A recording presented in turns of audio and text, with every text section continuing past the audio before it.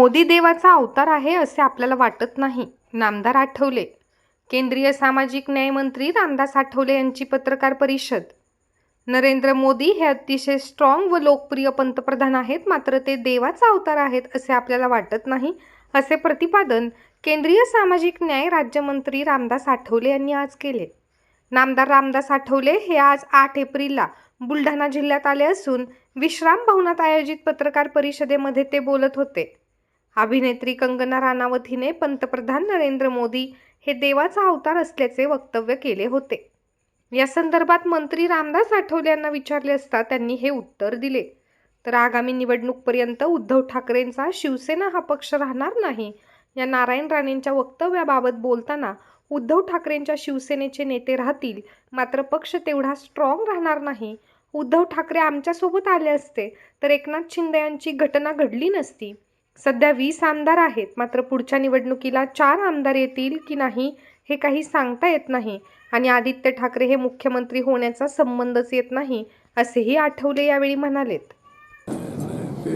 मला वाटतं की देवाचा अवतार वगैरे आहे असं मला वाटत नाही आहे. ते मानवाचा अवतार आहे. नरेंद्र मोदी अत्यंत स्ट्रॉंग असणारे प्रधानमंत्री आहे आणि आता एकदा सर्वे झाला होता.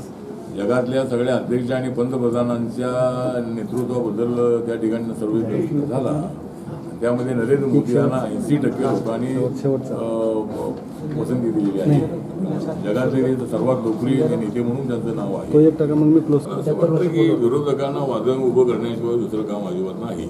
त्यामुळं नरेंद्र मोदी जरी वय झालं असलं तरी सुद्धा ते अजूनही स्ट्रॉंग राहणार आहे. त्यामुळं नरेंद्र मोदीजी एकदा 29मध्ये ते प्रधानमंत्री बनतील अशी आम्हाला पूर्णपणे अपेक्षा आहे. आणि विरोधकांची ताकद आता फार क्षीण झालेली आहे. विरोधकांमध्ये एकमत राहिलेलं नाही आहे. दिल्लीमध्ये पाहिलं की काँग्रेस आणि आम आदमी पार्टी वेगळी लढलेली आहे. वेस्ट बेंगॉलमध्ये ममता बॅनर्जी स्वतःच्या बळावर लढणार आहे. त्यानंतर आता बिहारमध्ये जे इलेक्शन आहे त्या ठिकाणी आमची एनडीए फार स्ट्रॉंग आहे.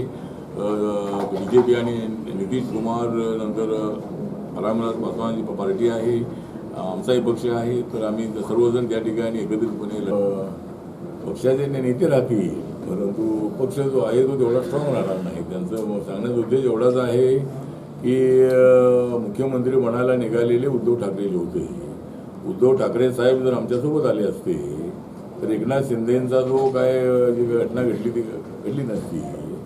उद्धव ठाकरे यांनीच सुरुवातीला चुकीची भूमिका घेतली